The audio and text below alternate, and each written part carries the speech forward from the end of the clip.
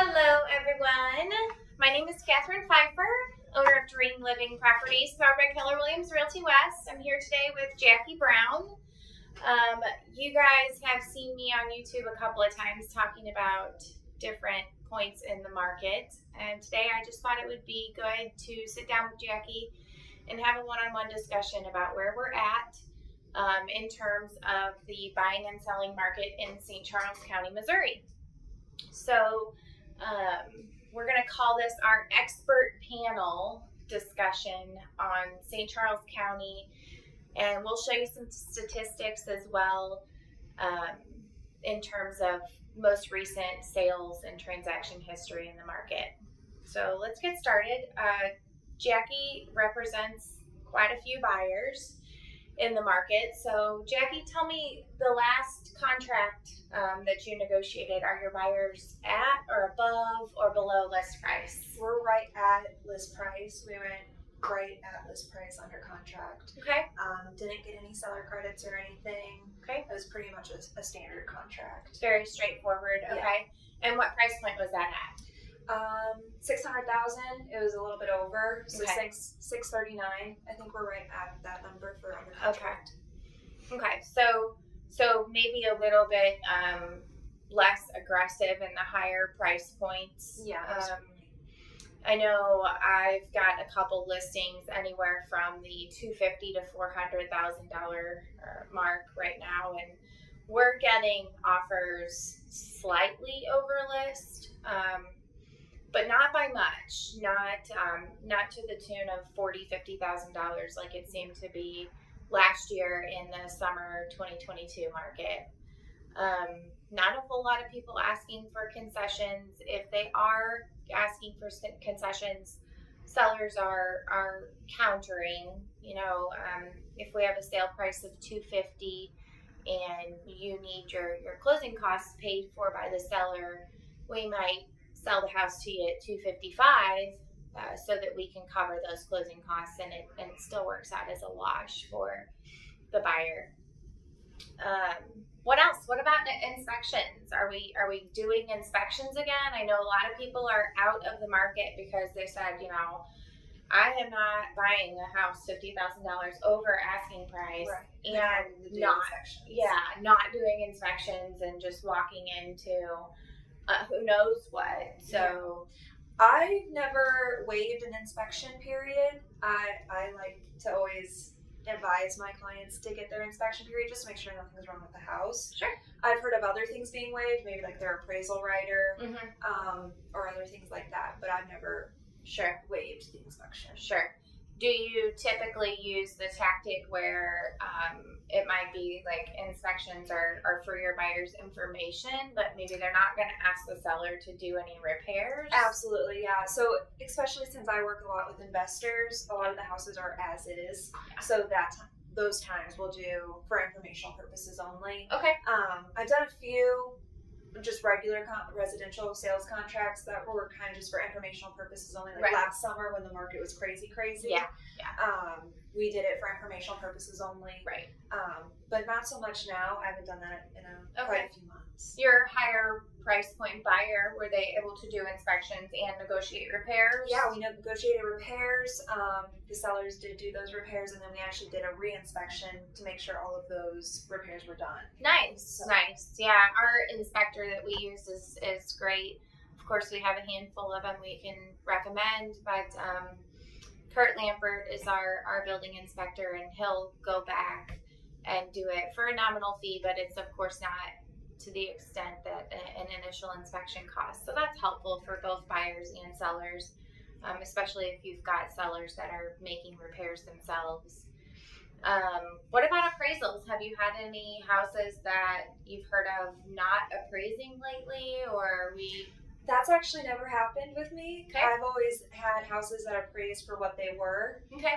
or what we were buying them for. Yeah. So I've never had that situation come up, but I've heard it come up. Yeah. So I'm just waiting for the day that I Right. have to deal with that. Right. What about you? So, I've only had one so far this year, and I'm 60 transactions into the year, so I had one, and quite frankly, I just think it was a bad day for the appraiser or something. We missed it by $2,000, and we ended up coming to terms with that seller.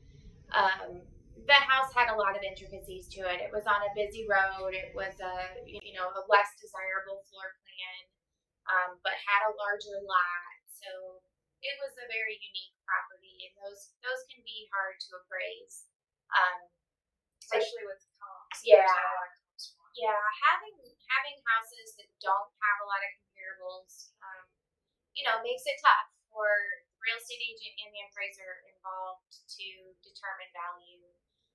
There's a lot of key factors that come into play there. So, anyways, we'll get to talking a little bit more statistic wise about the market. Um, let's see, we've got some inventory data here. It looks like it's been slowly progressing upwards over the last several years, but this particular data is just from this year. Our average sale price of active inventory in January of this year was right at $250,000, and it's currently sitting just under $350,000. So this data here shows January to July 2023. Our average sale price in St. Charles County, Missouri only, and this is an average of 1,800 listings. We've got another graph here showcasing all the way back from January 2018 through June of 2023, and it's just showing our active number of listings. So you can see that we had a very healthy market in 18 and 19, and then of course COVID happens, and you see this massive drop between January of 2020 all the way into June of 2021, where we had sort of a slight uptick for the 2021 summer. And then we kind of went back downhill at the beginning of 22. And by July of 22, we had recovered to what we would call a semi-pre-COVID market, but not quite to where we were 18, 19 years. We've just suffered low inventory over the last half a decade, I would say. And with lower inventory and higher interest rates, you get more of a competitive market, especially in the lower price points. So that's why Jackie and I have kind of discussed a lot about the things that buyers are having to do to get under contract and purchase a home. That said, it is seemingly a little bit easier than it has been in the last few years. Yes, interest rates are a little higher right now.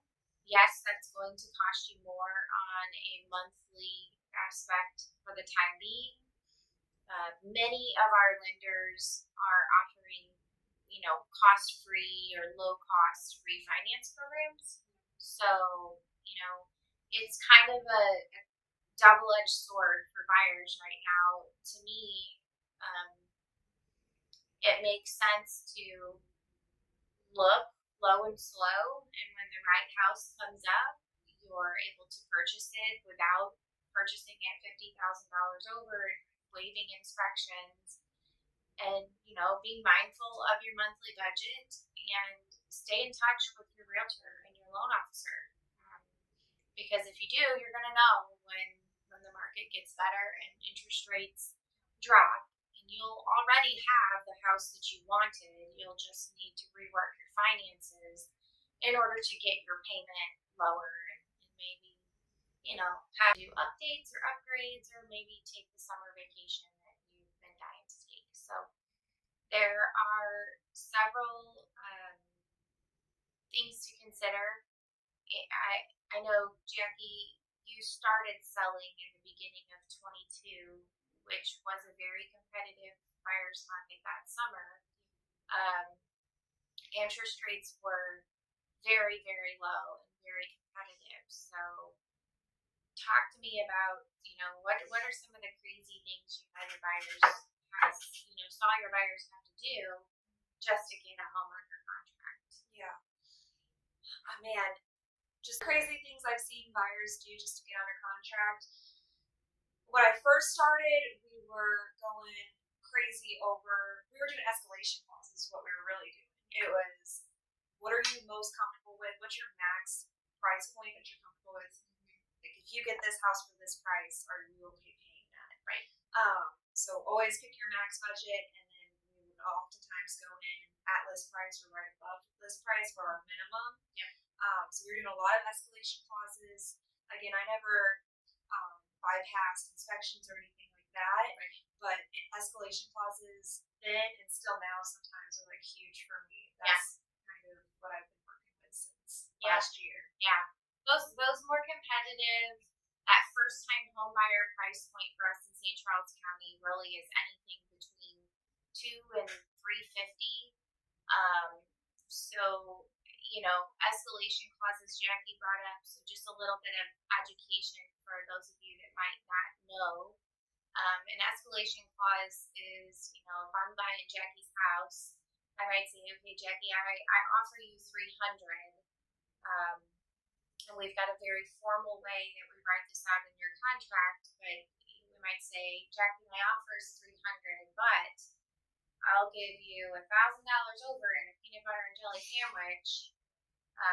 Any other bona fide offer, but that's not endless. I obviously have a budget I have to stick to too. So my $1,000 over in a peanut butter and jelly sandwich ends at $330.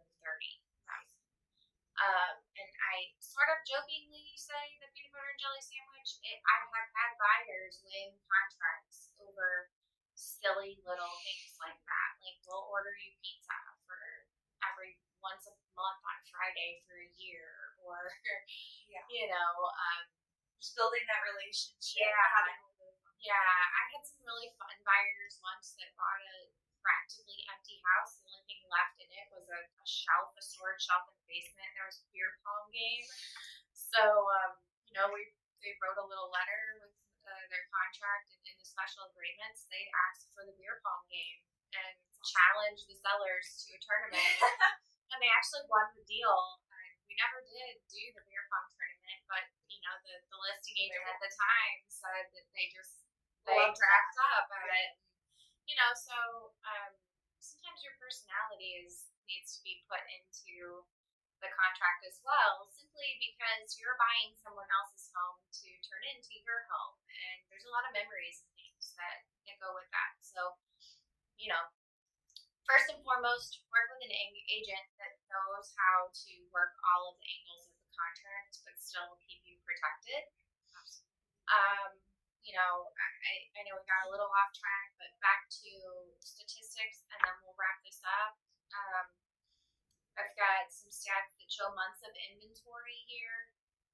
Time frame from January 2018 all the way to June 2023.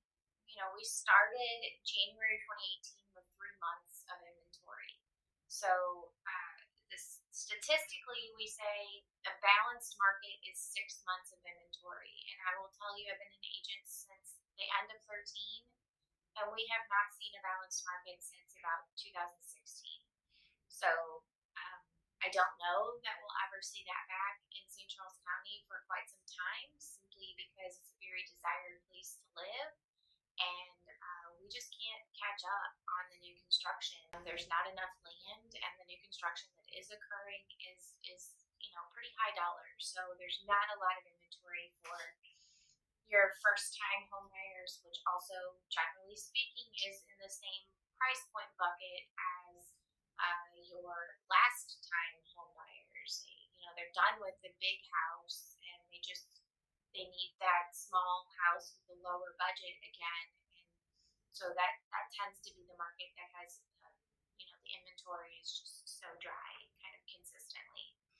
Currently, in July of 2023, we are sitting at about 1.25 months worth of inventory. So if that tells you anything, that coupled with 7% interest rates, those buyers that are in the market right now are pretty serious buyers. They're looking to buy for some sort of serious reason, whether it's a job transfer or, change in familial status or expanding of a family, or, the opposite, unfortunately. That those are the people that are moving right now. So we do still have quite a bit of buyers, but and the competition is pretty big.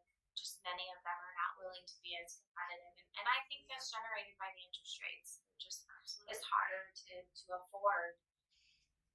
A $300,000 house in today's market generates about a $2,500 a month house payment. So requires pretty good, stable, income. And the last piece of data that we're going to present to you today is a graph showcasing sale price to list price ratio and your average days on market. So this graph goes back to August of 2022 and follows us through July of 2023. Back in August of 2022, we have a sale price to list price ratio average of 102 to 103%, so right about 102.5. So just for round figures, if you had your house listed for $100,000, you were going to get 102.5 for that house in August of 2022. And in July of 2023, we are getting about 104.2% of list price to sale price ratio. So again, that's just St. Charles County data. As far as days on market go, we've kind of floated right at or right around the 20 days on market as an average. Keep in mind that includes the dilapidated house on the corner where the grass is 6 feet tall and there's a hole in the roof that sat on the market for 9 months versus the house that looks like Chip and Joanna Gaines decorated it and it sat on the market for 6 hours. So it is an average. So for those buyers that are looking in the market, if you're looking for something turnkey, I would still say that the turnkey home average, and there's unfortunately no way to run that data because turnkey is subjective to you and I's opinion. But you're really not looking at more than 3 or 4 days on the market. So if you see something you like, have that pre-approval in hand and go take a look at it with an expert that knows how to best advise you. Your average days on market kind of in between that January to February 2023. If you sold a house in that time frame, unfortunately, that was our lowest sale price to list price ratio time frame in this graph. So in other words, people were getting close to maybe barely over list price if they were lucky. And their houses sat on the market for a little bit longer. The cold winter months always brings a little bit, soften on the buyer market. But we had an average of almost 40 days on the market in January. And I don't really remember if we had a bunch of snow or something. I'm not the weatherman, so we'll have to bring in a different graph there. But it's possible that we just had a crazy amount of weather, and that does keep people off the road and out of looking at houses. So I think that's all for now today, and we hope that this was informative. We do plan on doing plenty more of these, so if you haven't already liked and followed our channel, please do so. If you have other topics that you would like to hear us talk about, please send us an email, make a comment, send us a message. We would be happy to do so. If you would like to reach me directly, again, Catherine Pfeiffer, 636-578-9738, or Catherine@dreamlivingproperties.net. Jackie, you want to give them your contact information? Absolutely. So it's Jackie Brown. It's 636-206-6198, or you can reach me at my email at jackie@dreamlivingproperties.net. Thanks for watching, and we'll see you later.